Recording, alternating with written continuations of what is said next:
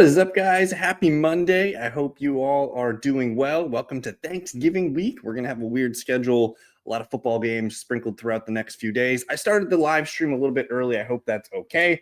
If you guys missed the start time, you guys can always go back and check out some of that stuff. But we're going to hang out here for a little bit. I'm going to go over my post-game notes, which you guys can get access to on the fantasyfellowship.com. Just become a member there. It's $8 a month. You guys can try the 2-week trial for $5. Better deals the longer you buy. But we're going to just review the snaps, the routes, and basically just kind of breeze through each game and just say, is there anything that we need to be taking note of? Starting with this Thursday night football game, the Buffalo Bills fall to the Houston Texans.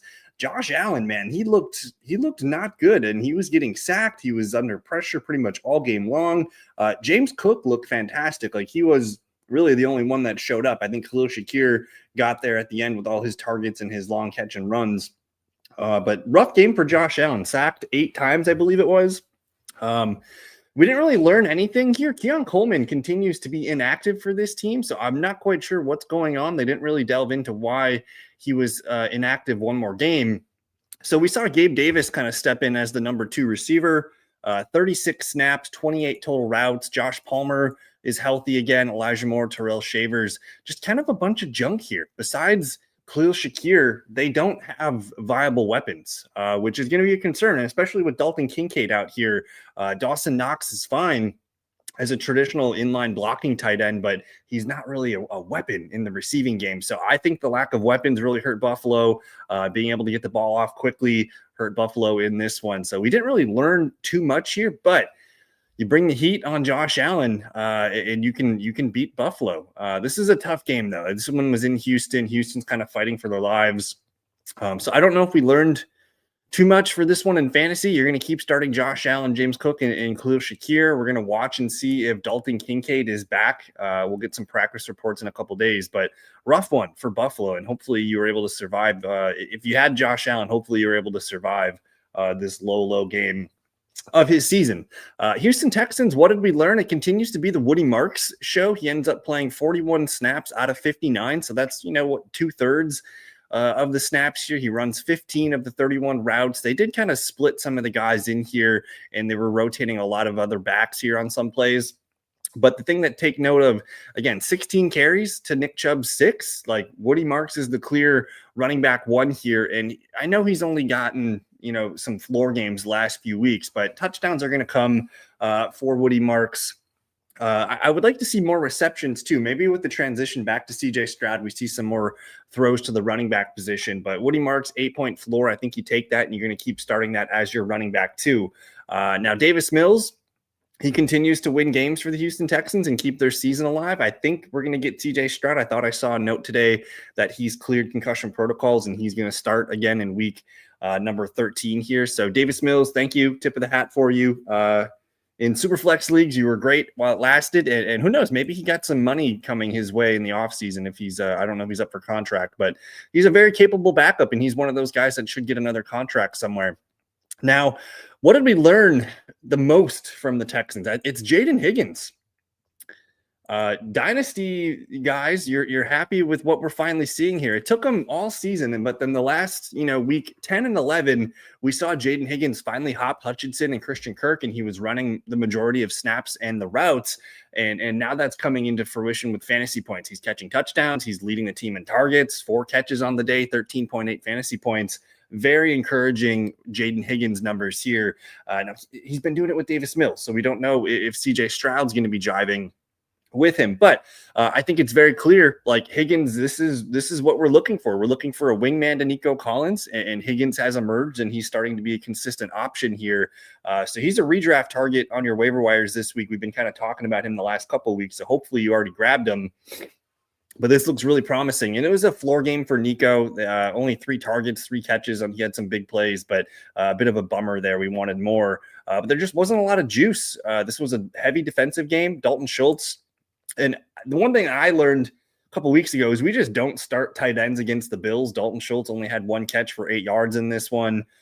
So a pretty frustrating day. And it looks like I got the Christian Kirk number wrong here. I'm not sure He did have a big game, if I remember correctly. So 1.4, I'll get that updated. But Texans continue to play good defense and take care of the football. And they're going to be a tough team here down the stretch. Now, let's move into the Sunday games. You have the New York Jets and the Baltimore Ravens. We continue to not really care about the Jets for fantasy. I think if you have Breece Hall, you're going to keep playing him. I'm still pretty upset about Tyrod Taylor getting the start here, although he does elevate some of the receivers and some of the other weapons here just in terms of getting targets. Like Breece Hall is going to benefit from targets and some of the receivers will. But I want to see Justin Fields back out there one more try. They gave him a lot of money to do so. So I think it's kind of a mistake to be playing Tyrod. At least, let's let Justin Fields get a few more games under his belt. But for fantasy, you're going to keep playing Breece Hall and then John Mechie and Adonai Mitchell. These are the two guys that are going to benefit the most from Tyrod Taylor compared to Justin Fields. They're going to get more accurate targets. This was the John Mechie game, 7 targets, 6 catches, and a touchdown. 18 fantasy points. Adonai Mitchell still had 7 targets in this one. He had one big kind of catch and run, but it wasn't until later in the game. The more consistent option will be John Mechie. And I've always liked John Mechie's game. It's taken him a while to stay healthy. And I think he had some I can't remember what it was, but he had some health issues. But if he can kind of catch on and finally do something, he should be picked up in dynasty leagues and redraft leagues. I think he's the number 1 receiver right now. And that shows in the snaps, the routes, the targets, everything's flowing to John Mechie. And I still think AD Mitchell's worth picking up. Mason Taylor continues to be, a tight end 2 option. I don't love his fantasy output here, but he is a guy that still intrigues me a little bit, especially in dynasty leagues. So didn't really learn much from the Jets, but John Mechie, let's pick him up, and AD Mitchell as well. I think both guys are very interesting. Ravens, Lamar Jackson has not looked like himself since he returned. Only another game, another dud here from our quarterback 1. And I've been ranking him, I think, as my QB 1 or 2. I might have to change some of that, but they're going to get the Bengals on Thanksgiving night. Derrick Henry, vintage game here. He gets his 23 total touches, 23 fantasy points. That's pretty solid. They are working back in Justice Hill. Keaton Mitchell continues to get a few stuff, but really, it's Henry, it's Zay Flowers. That's kind of about it. You're going to keep starting Lamar Jackson, but Mark Andrews at this point, he's basically a 2/3, 70% player, getting targets, getting rushing attempts, getting a lot of attention near the red zone. Just a dud from a fantasy day here. So I'm still interested in Mark Andrews if you have him in a a redraft, where you're starting a tight end. I think I'm still open to Mark Andrews as a fringe tight end 1, but we don't really have a lot of faith in this team. But we're going to get a good look at him. Like I said, Thursday night, Thanksgiving night, you're going to keep playing Lamar, Henry, and Zay Flowers. But the rest is a question. I do want to see if Rashad Bateman comes back. And I was hoping we'd see more Isaiah Likely, but he just really hasn't taken off like we remember seeing him in 2024. So the Ravens didn't really learn anything new, but hopefully Lamar Jackson can get back to – he's just not really – being an effective runner right now. And I don't know if that injury has limited him just a little bit. Oh my goodness. The Vikings and the Packers. This one's looking pretty bad for Minnesota. This was an embarrassing game. JJ McCarthy could not get anything done. He was under pressure all game long. I think they had 5 or 6 sacks on McCarthy. Not a single player over 10 fantasy points. Aaron Jones continues to have a high floor with those receptions and the targets.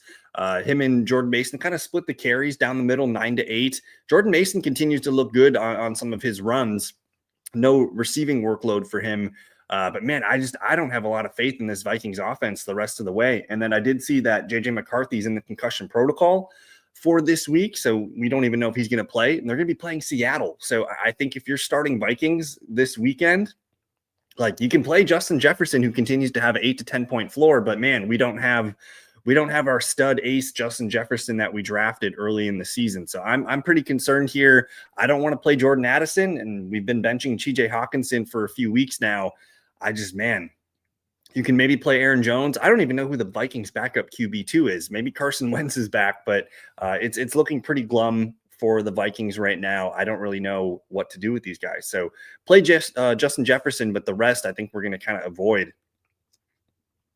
And your Packers, man, this was a game where, and this happens every now and then, but I know the Packers they were looking at Thanksgiving. They got this big game against Detroit. They didn't really have to do too much. They gave their backup running back 28 carries, 2 catches, 30 total touches for Emmanuel Wilson. He delivers with 2 touchdowns, 26 fantasy points. Christian Watson looked good, leading the team with targets and receptions on the day. But Love really he spread the ball out. He didn't really have to do too much. He made, timely throws. He moved him into the red zone. But this was clearly a day where they got the run game going. Emmanuel Wilson and Chris Brooks combined for 36 carries. I think going forward, we don't give a crap about the Packers tight end. It's a 3-way committee. Fitzpatrick, Wiley, Musgrave. We're not starting a Packers tight end ever at this point until Kraft returns next year. But for the receivers, you're going to keep playing Christian Watson. I think he's the one guy that I had to start a Packers receiver. I want him over Dobbs right now. We'll see if Matthew Golden can play on Thursday, but we're not using him in fantasy. You're going to stick with Watson and Dobbs. And then maybe Jaden Reed comes back. I don't know if they're going to force him back on a short week here, but I'm expecting Jaden Reed to be back week 14 and get him ready for the fantasy playoffs. So for now, it looks like Jacobs is going to play on Thursday. I think you can play Jacobs. You can play Watson as a wide receiver 3. Love's going to be a fringe QB1 for me in this one. I'm really excited. This is going to be a good game on Thanksgiving to open it up. Alrighty, the Pittsburgh Steelers at the Chicago Bears. I think if Rodgers would have been able to play, they probably would have pulled this off. They were a pretty good team here, and I was messing up here on some of these fantasy points here. But Jaylen Warren was able to play through injury. Kent Gainwell, though, actually leads the team in snaps, routes, 6 receptions on 6 targets. He kind of took over as the receiving back. Jaylen Warren, 18 total touches, no targets. So they're kind of just sticking them into these roles. They only played 2 running backs the whole game. But right now, man, if this is how it's going to look going forward, Kenneth Gainwell needs to be picked up as a really interesting running back 2-3 flex in PPR leagues if he's going to be the receiving back. I'm still going to play Jaylen Warren, but man, this workload for Gainwell right now, and he's doing a good job with it too. He's always been kind of not a very exciting player. He's always been good at running the ball and receiving the ball, but now he's starting to actually accumulate fantasy points with his touches. So very interested in this backfield going forward. Didn't really learn much from this one, though. Without Aaron Rodgers, we did see DK Metcalf get involved. Got some carries, got some targets, got a touchdown for you. We just don't care about the other receivers. They really needed to get one more receiver out there. I don't even care if it would have been Allen Lazard or something. They need a number 2 receiver to be Metcalf's wingman. It's kind of been the tight end committee. That's what has been the number 2 receiver. That's where most of these targets and these receptions are going. And we honestly just can't use a Steelers tight end just because they're all going to mix and match. They're all going to get 2-3 plays per game. This is kind of a boring offense for fantasy football. You can keep playing Metcalf as a wide receiver 3 flex. And I think at this point, I'm going to rank Warren as a low-end RB2 with Gainwell as a new RB3 flex. And hopefully Rodgers, I believe they said he's good to go. But Steelers, man, they dropped another game here. And I believe the Ravens have taken the lead in the AFC North. Let's talk about the leaders of the NFC North here, the Chicago Bears. It's crazy, man. They keep finding new ways to win games. They were playing with the lead in this one, and they were able to hold off the Steelers there at the end, but they had to fight for it for a little bit. They played with the lead at the beginning, and it was a good back-and-forth game, but when they got the lead, they finally held on to it. Caleb Williams was throwing touchdowns. DJ Moore with the vintage game here, 2 touchdowns for him. Odunze still a little inconsistent, but you're going to keep plugging him away. The guy that we do have to talk about, though, is Luther Burden, who has completely taken over the number 3 job. It took him a little bit longer than we wanted, but he's making big plays. I think he's a redraft ad. I don't know if he's a start yet because he's still the clear number 3, number 4 target on this offense. And, you're going to keep playing Odunze, and I think DJ Moore now needs to keep being played. But if anything happens to one or 2 of those guys, Burden's going to be in our starting lineups for fantasy. So he's a priority waiver wire ad if available. And then Colston Loveland, man, starting to take over as the tight end 1 here, playing one more snap and running more routes than Cole Kmet. Lately, it's been, especially at the beginning of the year, it was Kmet being the lead tight end, but it looks like they're finally seeing the light with Loveland. And at this point, I kind of want to just keep ranking Loveland as a low-end tight end 1. He looks really good, and this is a small little glimpse here. Caleb Williams throwing touchdowns. They have the backfield split here between Monangai and Swift, but looking good to the future with Burden and Loveland. And I guess Monangai, too. He led the team in carries. DeAndre Swift had a fumble early in this one, and he just couldn't really recover in the fantasy points department. But Monangai, he might be their guy going forward here to continue to lead this team. And to see him lead in snaps and routes and touches, like that's pretty impressive. So trending up for Monangai, trending down a little bit for Swift, trending up for the rookie receiving options that they took this year. So good win for the Bears. Alrighty, the New England Patriots, Cincinnati Bengals, interesting game. We got some defensive touchdowns in this one. Ramondre Stevenson was finally back, and TreVeyon Henderson held him off, man. Henderson with 18 total touches running the ball. Ramondre did get 6 carries. Stevenson, he got some goal line opportunities in this one, but I think they got down there twice, and they just kept shutting it down. Henderson continues to be not necessarily the bell cow back, but the clear lead back. So I think if you have Henderson, this is a good win. Keep playing him. Stevenson's just a boom bust touchdown dependent guy at this point. He's only going to get 7 to 10 touches per game. Henderson's the guy you want. Drake May, just another game, spreading the ball out a ton. But it was the Hunter Henry peekaboo game where he just kind of disappears some weeks, and then some weeks he just comes out and he's like the best tight end of the week. 10 targets, 7 receptions, 24.5 fantasy points. You want to start tight ends against this Cincinnati Bengals team. They are very, very bad. They're the worst team against tight end fantasy points right now. So Mark Andrews and Isaiah Likely, they're going to be on the menu, I think, on Thursday night for me. But just spreading the ball out. Kyle Williams took a step back with Kayshon Boutte back in the mix here. Just spread out. Everyone's making big plays. Kayshon Boutte remains, him and Matt Collins are kind of like Spider-Man memeing each other. Run a lot of snaps and routes. They just don't get a ton of targets. So I think I'm nervous here for fantasy. Like, keep starting Drake May and TreVeyon. I think you can play Hunter Henry every week and just take what he's going to give you. But Stephon Diggs tends to, come and go. I think in primetime situations, I'm going to play Stephon Diggs, but he's a flex right now. He kind of disappears in some games. All right. And hopefully this is our last check-in on Joe Flacco. I don't really think we learned anything much here. T. Higgins got hurt in this one. He's already ruled out for Thursday Night Football, by the way. So it's going to be Joe Burrow, Jamar Chase, Chase Brown. The one thing that I think we'll talk about is Mitchell Tinsley looked good. 6 targets. He's the clear guy that's going to be the number 3, I think, on Thursday Night Football here with Higgins missing. I think Yoshivas got hurt, so we're going to watch for him too. So maybe it's Mitchell Tinsley on waiver wire tomorrow night. But Mike Gesicki came back, stepped right into his route running role. He leads the tight ends in routes that had previously been Noah Fant. 6 targets, 4 catches. He might be someone worth looking into on Thursday night as well. So that's the one takeaway here. Chase Brown continued to look good with his touches. Oh my goodness, the New York Giants Detroit Lions game. That was probably the game of the day. Going into, I guess there's multiple games of the day, but Jameis Winston, holy smokes, man. Someone's got to pay him and let him start for a season again. We need more Jameis Winston in our lives. Catches a touchdown, gets a big flea flicker touchdown to Wan'Dale Robinson. I think Isaiah Hodgins caught a touchdown. There's just a lot of huge moments in this game. And we didn't really learn anything. Just Wan'Dale Robinson, though, like we got to give him some credit. He's a good football player. Not just a gimmicky guy. Teams have used him as a gimmicky guy in the past, but he's a deep threat. He can do kind of everything. He's a really small receiver, but he is a very well-rounded, underrated player. Tyrone Tracy, another guy, underrated player. I know Cam Skattebo was a beast early in the season, but we got a little glimpse here at Tyrone Tracy, and he's a good player.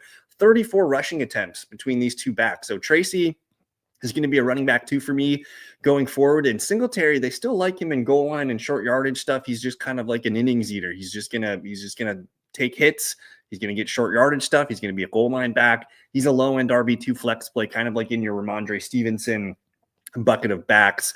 But Darius Slayton, his first game back from a hamstring, but Isaiah Hodgins played more snaps and routes. We'll see if that sticks going forward. They might have found their top 3 receivers, though, with Hodgins emerging. And then Theo Johnson, man, I think you're pretty excited about Theo Johnson in a dynasty format. He's going to continue to be a fringe tight end 1 for me in my rankings. So didn't really learn anything, but Jameis Winston, it's good to have you back, buddy. And hopefully we're going to see probably Jackson Dart maybe this week, but I do want to see Jameis Winston play and start somewhere next year. All righty, Jahmyr Gibbs in the Detroit Lions. Just a career day, 55 fantasy points here. So hopefully you didn't have to play against Jahmyr Gibbs, but my goodness, he might be the fantasy MVP when it's all said and done. I know Jonathan Taylor's right up there with him, but Jahmyr Gibbs, he's just a different animal. 15 rushing attempts, 11 receptions on the day, the game-winning touchdown at the end of the day. Awesome game. David Montgomery, man, I don't think I have a lot of faith in Montgomery in my lineup anymore as a running back too. He tends to fade away, and he's basically he needs a touchdown for us to even care about him in our fantasy lineup. So he's in that Ramondre, Devin Singletary bucket for me. He's not a must-start player at this point. And then you have Amon-Ra St. Brown, just maybe being one of the most consistent and best fantasy receivers in fantasy football for really like the last 3-4 years. He's just phenomenal. Another 30-point fantasy game for Amon-Ra as the lead receiver here. Jameson Williams, we see the ugly Jameson Williams 0 again. I think you're going to play him. You gotta just roll with it. This is what it is. This is the Jameis roller coaster. And you got to get those zeros in order to get some of those 20-point bangers. So if you have questions on him, I'm sure we'll talk about him later. And then Brock Wright, we don't care about the Lions tight end. Brock Wright did get hurt. I don't know if he's going to play Thursday, but frustrating. Like the fact that they won the game is pretty impressive because they kind of had no business winning in this. The Giants blitzed them. They were getting to Goff. They were hitting the Lions with Wandale and Tyrone and Theo and just all these big plays offensively for the Giants. But Jahmyr Gibbs said, I got this. So we'll see what happens. Big game Thursday, Thanksgiving opener, Lions, Packers. You're going to keep playing Goff as he's more of a super flex QB2, but he could be your low end QB1 this week. You're going to keep playing Gibbs and Amon-Ra. Jameson and Montgomery are more flex decisions at this point. Alrighty. This was not as exciting as Lions Giants, but this one did go to overtime as well, and it was a pretty good finish. Daniel Jones ends up with a solid day, almost 17 fantasy points. Michael Pittman catches a touchdown. Tyler Warren gets enough there to get you 9.5 fantasy points, but it's Drew Ogletree catching the dang touchdown. So that was frustrating. I'm not really sure we learned anything from this team. This is what it's been. Jonathan Taylor, he gets 16 carries. He gets a catch, 8.6 fantasy point floor. I think you just take your medicine and hope for bigger days ahead. The Chiefs were really able to stop him and limit him from having big plays. And they made Daniel Jones beat them, and he really wasn't able to do that. They got him into a lot of 3rd and long situations all day. Alec Pierce didn't have a big game. He only had 2 targets, 1 catch. I know I had been saying to start Alec Pierce. I think I'm still going to start him. But this was, bullets were flying, and Daniel Jones was targeting Pittman and Tyler Warren. I think those are the 2 guys that you're going to continue to put out there as your weapons. And then Pierce is still going to be a flex. It sucks because I really like Josh Downs, but he's just behind. He's the clear number 3 slot receiver, and he just doesn't really have a consistent role for fantasy. So what did we learn here from the Colts? That this was a very winnable game. This is probably how the Colts season is going to end, man. Where it's going to be one of those games where Jonathan Taylor kind of gets limited, and it's up to Daniel Jones in the passing offense to make a move, and it just never happened. Kansas City Chiefs. Kareem Hunt with 30 carries, 3 receptions. I think he had 1 or 2 touchdowns in this one. He was just he was the workhorse. We did see Rashee Rice get free for a couple big plays, a lot of catch and run play. He had, I think, 2 40+ yard plays in this one. He led the team in targets, receptions. Him and Kareem Hunt were the ones that won this game. Pat Mahomes didn't even have himself that good of a game, but he was hitting his checkdowns. We have 3 receptions to Hunt, 3 to Brashard Smith, 2 to Clyde Edwards-Helaire back with the Chiefs. So it was a lot of dink and dunk stuff here and a lot of running back play from Andy Reid, which concerns me. But when he needed a big play, Rice was there. Xavier Worthy made a couple big catches, and then Travis Kelce, you're going to keep playing him, 8.4 points. You'll be fine here. So we didn't really learn anything here. What happens when Isaiah Pacheco comes back? And I want to keep playing Kareem Hunt, and they might keep doing this. Hunt might just keep getting, 15 to 20 carries in the goal line work. So not really sure we learned anything new. Keep playing your Chiefs, and we'll see if Pacheco can come back and complicate this for us. But a huge game on Thanksgiving against the Cowboys. I'm pretty excited about this Thanksgiving lineup that we got this year. Alrighty. Seahawks, Titans. We don't really need to talk much about this one. It was the Jackson Smith and the Jigba. He's just so good. Multiple touchdowns, huge plays. Dude's just on one right now. He's got a legit chance at 2,000 yards this year. So I love JSN. I don't want to play Cooper Kupp. I don't want to play Rashid Shaheed right now. These guys are not productive. They're not consistent. The thing that we did learn, though, is a slight shift towards Kenneth Walker bell cow. 30 snaps to Charbonnet's 15. So he doubled him up. He ran 16 routes to 7 routes. He gets 12 carries to 6 carries. So it's basically a 66% split towards Kenneth Walker. And the thing that I like about this is they're using Kenneth Walker again as a receiver. He was so good in that department last year, and I think they're finding that out again. And we're going to see Kenneth Walker continue to be the team's lead back. They're still going to use Charbonnet when they get down to the goal line. Walker he had a carry. I think they're on like the 2 or the 3 yard line to go into the end zone, and he just gets blown up for -4 yards. It was one of those plays where it's like, he finally gets a goal line opportunity, and he just gets absolutely destroyed by a wall of players. So that was the main takeaway here. Keep playing Kenneth Walker. Keep playing JSN. Darnold's a super flex QB2. We don't really want to be messing with him in a 1 QB league. Charbonnet's in that bucket of your Ramondres, your other big backs that can get a touchdown, Singletaries, that kind of thing. And then AJ Barner, 4 targets, 2 catches, a bit of a dud after his big 10 catch game last week. So Seahawks are pretty simple, man. It's JSN, Walker, and we'll consider some of the other guys in deeper formats. All righty, Tennessee Titans. We have a Cam Ward mini breakout game here. His best fantasy day of the year, almost 24 fantasy points. He ran for a touchdown. He threw a touchdown. Looking like we got something to work with for the future here. The Titans are they got a bunch of junk here. Look at the names on this list. But Shamir DK, he should have been picked up, I think, and held on to the last couple weeks, but he's going to be a waiver wire guy this week if he's out there. 21 fantasy points. That was with a punt return for a touchdown as well. He led the team in targets with 7, 5 catches on the day. Like, he's a fun, fast player. And I think as long as he keeps getting these snaps and these route opportunities, he's going to keep getting targets, and they're going to keep finding ways to get him the ball. So I don't know if I'm ever going to feel good, at least for right now. Like, are we going to feel good starting Shamir DK? No, but we want to see if he can continue to build on this. He's going to be a wide receiver 3 flex rank for me going forward. And then I will note Xavier Restrepo finally out there on the field making some plays. 5 targets on the day. He might be a guy that continues to rise up the depth chart here. We did note before the week that the Seahawks are bad against fantasy tight ends, and we saw 11 targets to the tight ends here for Tennessee, 9 receptions, 18.1 fantasy points. So just something to note in the future. If you're playing a tight end against Seattle, expect good stuff. And the Titans have been using Okonkwo and Helm, in this duo all season long, and they're just both kind of eating into each other's ceiling. So it's unfortunate for fantasy, but they are reliable security blankets for Cam Ward right now.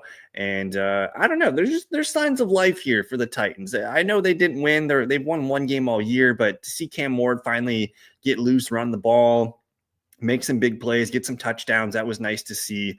And then the running backs, it was more of a Tony Pollard day, 11 carries to Tajay's 3. They both get 4 catches in this one. Maybe that's shifting back to Tony Pollard right now, but both guys will be low-end RB2 flex plays at best.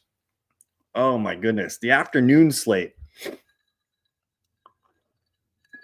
I don't really want to talk about the Browns very much here. Quinshon Judkins, you're going to keep playing him. He did leave. Dylan Sampson came in and caught a big touchdown play. For fantasy, man, Shadur Sanders did look better this week with practicing and all that good stuff.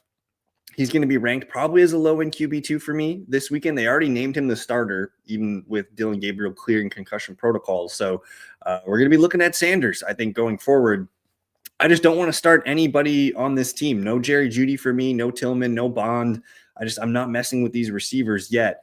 Fannin, I guess Harold Fannin Jr. is really the only other option worth playing in fantasy football right now. Njoku just got completely left behind in the dust here. This is Fannin's team. Fannin will be a low tight end 1 for me. And then keep playing Judkins. We'll talk about Sanders in Superflex leagues. And then let's pick up Dylan Sampson in redraft leagues. He should be picked up. Raiders. Ashton Genty, 17 carries, 7 targets, 7 catches, 24 fantasy points. He gets the receiving touchdown at the end. But this Raiders team is just absolute garbage. They fired Chip Kelly. Offensive line's not giving Geno Smith time, and I like Geno Smith. Like Geno Smith he's a good quarterback, and this is just not a healthy offense right now. He's getting hammered, can't run the ball. They're always behind with penalties and just always behind. Brock Bowers, 9 targets, 6 catches. You'll take that as a floor game, but pretty frustrating day. Besides Ashton Jeanty at least getting us some fantasy points. Trey Tucker, 10 targets on the day, 3 receptions, and a lot of these were end zone shots. Like they do a lot of fun deep shots with Trey Tucker. So I'm going to keep playing Trey Tucker. I suppose if I'm in a disgusting spot and I want to play Tyler Lockett at the flex, that's okay. It's Tucker and Lockett as the 2 receivers. You're going to keep playing Brock Bowers, keep playing Jeanty. Michael Mayer did get hurt in this one. No, not that we were using him. That I think that actually hurts the offense because he's a good all-around tight end. But man, we're pretty much done with the Raiders for 2025. It's pretty ugly. Alrighty, my Jacksonville Jags, Arizona Cardinals. No Brian Thomas Jr. in this one, but they do get Brenton Strange back. And I will say, Brenton Strange, man, we've been calling to add him the last couple weeks, and he looked like a huge difference maker. He only had 5 targets, but he caught all 5 of his passes. He was in some big catch and run situations, 14.3 fantasy points on the day. I believe he led the team in yards in this one. Huge day for him. He's going to be a tight end 1 for me in my rankings. And then at this point, Jacoby Myers and Parker Washington, this is a nice duo. Both guys that get open quick. Trevor Lawrence is comfortable throwing them. Jacoby Myers almost had another touchdown here, but the ball was tipped at the line. It got intercepted, yada, yada. Even if Brian Thomas Jr. comes back, I already did my start-sit charts, which if you guys are on the fantasyfellowship.com, you guys can check those out for week 13. But I think with Brian Thomas Jr. even playing in week 13, I'm still going to have Myers, Washington ranked as wide receiver 3 flexes for us. So those guys are looking good. And then I feel like an idiot, man. Everything was pointing to Bashal Tutin this week, and it was the Travis Etienne game. He came out and was making big plays. He got him down there to score the first touchdown. He looked really, really good in this one, and he just dominated the snaps, routes, touches, everything. He's going to keep earning a strong RB2 ranking for me. And then I know Trevor Lawrence, man, I get it. He makes some bad plays, but he was actually making some of his best throws yesterday. The sack fumble, he should have felt that guy coming off that one side and prevented that. The 1 interception was tipped in the red zone. And then the other 2 interceptions were, probably shouldn't have done that, but those were both great plays by the defender. They both jumped these routes and were coming in hot. And I would rather Trevor Lawrence, the way he played was aggressive yesterday. I want him to stay aggressive. And if we're going to, make an omelet, we got to break some eggs. He still won this game for them. He was clutch when they needed it. And then just hold on to Tutin. He still is a guy that I think could be something for us at some point this season.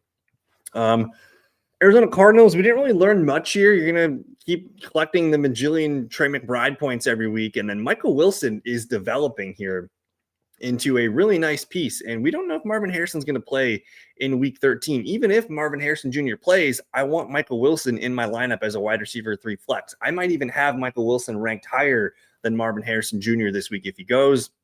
Greg Dortch still making plays. I think if Marvin does play, that's going to probably remove Dortch from my flex territory. But Greg Dortch, 9 targets. This team's going to chuck the ball a ton. That's just kind of how they're built right now. And then Bam Knight was just getting hammered. I saw him get hurt probably 2 or 3 times in this one. He did end up racking up 10 touches, 4 catches in this one. But we're expecting Trey Benson coming back at some point. Maybe if Bam Knight can't play, it's going to be Benson and Carter, some kind of split. So we got to watch for this backfield and see what happens in practice this week. Eagles Cowboys. This is a game where we didn't really learn anything. These 2 teams they used the 5 players that they got. You got Hurts, you got Barkley, you got Brown, you got Smith, you got Goddard. Those are the 5 guys. Keep playing these guys. I think Goddard, he's a boom bust tight end option, but you're going to keep plugging away with Devonta, AJ Brown, Barkley, and Hurts. Barkley just continues to not look like himself. He had 8 receptions on the day, which was nice, but he's just not looking at all like his 2024 self. So a bit of a bummer there. Huge game for the Eagles, man. Coming off a loss, they're going to host the Chicago Bears on Black Friday. So I'm looking forward to that game. And again, we didn't really learn anything from the Cowboys either. This is the same kind of style thing where we know Dak Prescott, Javonte, CD, Pickens, and Ferguson. It's literally the same format. where they're just going to give these guys the ball, keep playing these guys. They all had a good fantasy day in this one. And then just George Pickens, man, he's looking really, really good. Like he honestly kind of looks better than CeeDee Lamb right now. I don't know what's going on with George Pickens, but he's playing out of his mind. I hope they give him a bag of money this offseason. Falcons, New Orleans Saints. I don't really want to talk about this one. This one's so gross. Hopefully we get Drake London back here. You'll take your 12-point Bijan Robinson floor. Kirk Cousins will be a super flex option for you. I think he's fine there. Mooney came through the touchdown, even only on 3 targets. Kirk really spread the ball out, and this team is not a very good, talented offense to spread the ball out. You know, we got David Sills, Dylan Drummond, Tegan Quatoriano, Charlie Warner, just a lot of weird names here. Kyle Pitts, a bit of a bummer. You know, I thought he would be more involved. He did lead the team with targets, but only 2 catches on the day. Just not a big day. They didn't really have to do too much here. Tyler Algier racked up 12 attempts. I think with Drake London back, we're going to like the Falcons a little bit more. And I don't think it's crazy for the Falcons to pull off the NFC South championship yet with the way the Bucs and the Panthers look tonight. But Saints, the big one here, Alvin Kamara. It's got an MCL sprain, I believe it is, which, you know, is usually a week to 2, maybe 3 games at the most. It's going to be Devin Neal. He's going to be your priority waiver wire pickup this week. He looked good as a receiving back, 7 carries, but we don't really care too much for the rushing opportunity from the Saints just because they use Taysom Hill way too much. Can we stop it with the Taysom Hill crap? 10 touches, 10 carries, 18 yards. Like, what are we doing? Can we just stop it? Otherwise, you know, Chris Olave, 13 targets, 9 receptions on the day. Juwan Johnson, 7 targets, 6 catches. Keep playing those 2 guys. And then I think we're going to play Devin Neal as a low-end RB2. Tyler Shuck's barely usable in super flex leagues. But my goodness, can we get rid of Taysom Hill, please? Alrighty, this awful Sunday Night Football game, which thankfully I didn't even want to watch it. Luckily, I didn't miss anything. What did we learn here? Chris Godwin back? Something to think about, but I don't know, man. The big news here is Baker Mayfield left in a sling. His left non-throwing shoulder here got an AC joint sprain. I would like him to rest up for at least 1 game. I don't want to see him take a hit and further ruin the season here. Teddy Bridgewater can take the lumps for at least 1 more game. No Bucky Irving. They're saying he's going to play in week 13 here. I don't know what to make of this backfield. Sean Tucker's going to probably be a guy that gets involved with carries. Rashad White's going to be a guy that gets involved in the receiving game. But if Bucky Irving's back, you know, are these guys all running back 3 flexes? I'm not quite sure. I think next week, and now we have Teddy Bridgewater to think about. We have Mike Evans maybe coming back. We have Chris Godwin getting more snaps. This whole team is it's in flux, and I don't really feel good about anything. Even Emeka Egbuka, 9 targets, only 3 catches. Like, he almost needs Mike Evans back to kind of help carry the load. And then, of course, nobody plays Tez Johnson in this one. He gets a touchdown. I'm frustrated with the Bucs. I'm not quite sure what to think of it. We got to watch for Teddy Bridgewater. They're saying Bucky's going to play, which is nice. I haven't heard any good reports on Mike Evans yet, so maybe he's another week or 2 away. But this is going to be a team that we got a lot of questions on Tampa Bay right now. And then your Rams. I got no questions with the Rams. They're the best team in football right now. Matthew Stafford's the best quarterback in football right now. Puka and Devontae, that is a sick duo. Devontae's the best goal line player in football. He just catches 1 and 2 yard touchdowns. That's all he does. And then I will say, with Tyler Higbee on IR, Colby Parkinson stepped up, led the team in snaps and routes for the tight ends, 4 targets, 4 catches, and gets a touchdown in this one. I was hoping for some Terrence Ferguson action, but he's still the clear 3 behind Parkinson and Allen. And then the running backs really split the carries 11-7, just nothing happening for Kieran. Frustrating day from the running backs. For them to blow out the Bucs and only get 8 fantasy points between the 2 of them is pretty frustrating, but you're going to keep playing Puka. You're going to keep playing Devontae, keep playing Kieran. And Stafford right now is a top 10 quarterback in fantasy football, probably a top 5 one, honestly, for being real. And then, I don't know, if you need somebody, maybe Colby Parkinson at tight end, maybe I'll add him to the waiver wire column. But we got a good NFC. We kind of have a mini wild card game tonight with the 49ers hosting the Carolina Panthers. The Panthers that's a frisky bunch. I don't expect them to win tonight, but I expect them to make it competitive. But 49ers, they finally got the band back together. Purdy, CMC, Kittle, Jawan, Pearsall. I don't know if we're going to see Ayuk. That Ayuk stuff sounds really weird, but the 49ers are healthy offensively. They're not healthy on defense. This could be a fun game tonight. I think the 49ers pull it off. But either way, with the weird Thanksgiving weekend, I might be able to get a Wednesday night video in. I have to think about when I'm going to do it. But we'll go live tomorrow night, and maybe I go into overtime and we run an extra long show prepping for the week. But with the Waiver Wire show tomorrow night, 7 p.m. Central Time, we'll see you guys there. And thank you for hanging out with me this evening. Enjoy the Monday night football game, and we'll see you guys tomorrow night. Thanks. Peace.